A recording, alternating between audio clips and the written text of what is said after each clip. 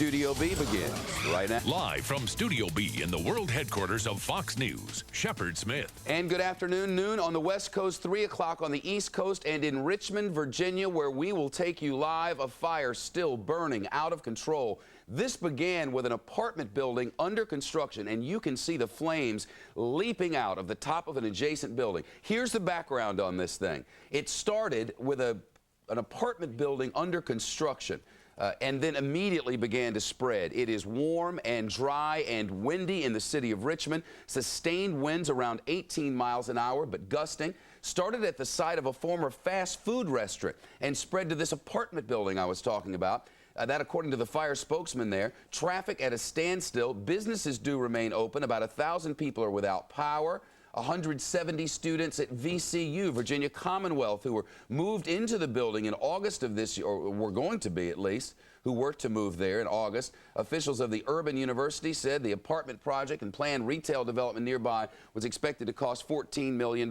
Now they have a much bigger problem on their hands. This thing has spread to the degree that nobody could have predicted. Started at one building, spread to another and another. Now you can see that there are separate fires on the ground there. It's believed that the embers blowing in that heavy wind have sparked brush fires nearby and are threatening at least other buildings.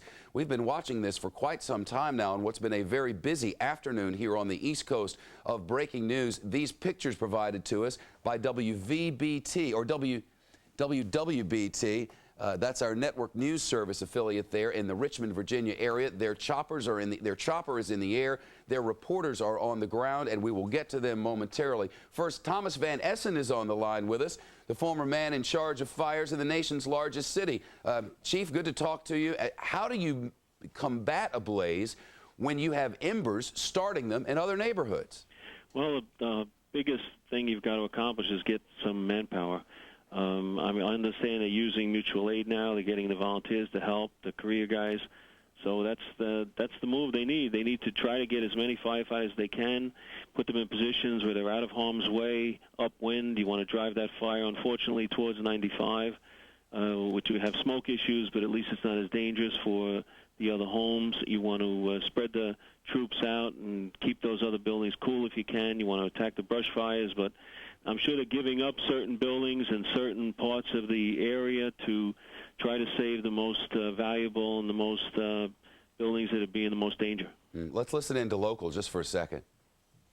Smoke inhalation, that is a situation obviously very easy to understand. Let's hope we can get through this thing without any more injuries to firefighters or anyone else for that matter. And it appears to me that there's a good chance this thing could burn into the night.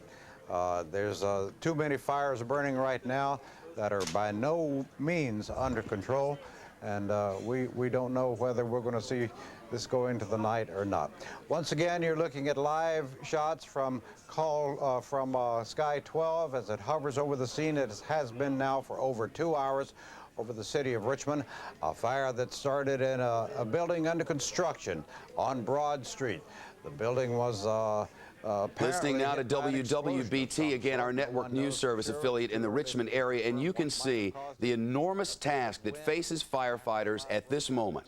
They started with one fire, spread to another building, the embers leaping over literally city blocks and starting fires at another building.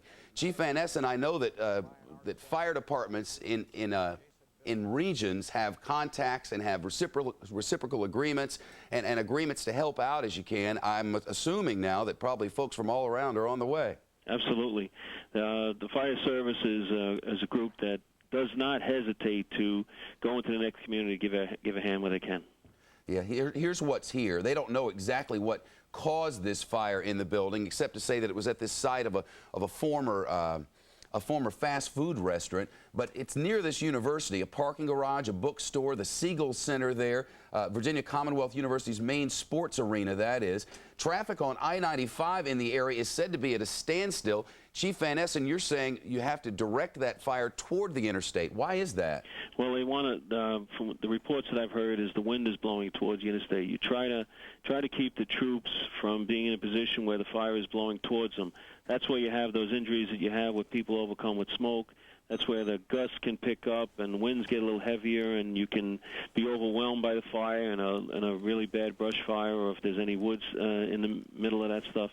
So that's the desire. You'd much rather inconvenience people than to put people in more harm's way than they already have to be. The latest word I've gotten is that now firefighters are going door to door to ask people to voluntarily evacuate the area. One of the concerns that they have now is certainly that other homes and businesses will catch fire, but even more than that, that people wandering around the neighborhood could become injured or get in the way of firefighters. How difficult to organize such a spread out area, Chief Van Essen? Well, it's very difficult. In New York City, of course, we had the PD that would do something like that for us, where the firefighters could then be used for the firefighting. If they're using firefighters for, going door to door, that's probably not what they want to do. There must be a reason why they have to do that. The most efficient use for those troops would be on the apparatus, manning hose, moving hose, on the tower ladder so they can get a higher vantage point and try to get this fire out as quickly as they can before anybody else gets hurt. Yeah, more than one fire, too. Power has now been shut off to buildings in the area, mainly for safety reasons. It wasn't that the fire took out so much power, but they turned it off to keep that from being a bigger problem. Now they've been able to bring in firefighters from nearby counties. For people familiar, Chesterfield and Henrico counties are helping out in the Richmond area. More than 1,000 users are now without power. Chief Van Essen, it's a difficult thing for a fire department to give folks up, I know, because you got to make sure that your own territory is protected. Oh, yeah, but each community will backfill. In other words, as one moves closer to the area to help those guys in Richmond, another community will be prepared to help those people that have gone to help those troops. So sure.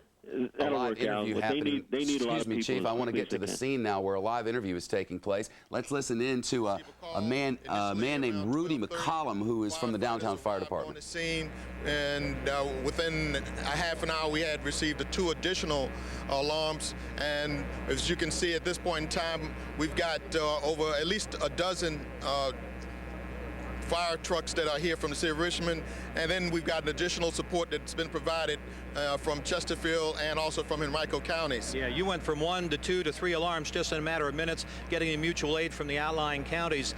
Give us a sense of what we're looking at here. Just turn with me for a minute and show me, you believe the fire began over in this building here, that address, and then the wind blew it across the road? The building there on the left, Gene, is 933 West Broad Street, and that was the site that we received the initial alarm on. From there, as a result of many of the embers that came from that, as the firefighters were fighting it, they crossed over Broad Street, and then they've hit a number of buildings that are businesses, and also we've had a number of residential homes as well that have been impacted. We've evacuated approximately 50 homes. Carver and the Maggie Walker Governor School have also both been evacuated. We're asking people to stay away from the area, and that will then allow whoever needs to be here to have traffic move in and out. Yeah, that's certainly one of the big concerns for folks on the ground in Richmond, Virginia, where the fires continue to spread. You saw the building where it all started is now a torched nothing. We'll be continuing to drop in for coverage, and our thanks to WWBT television throughout the hour on Studio B.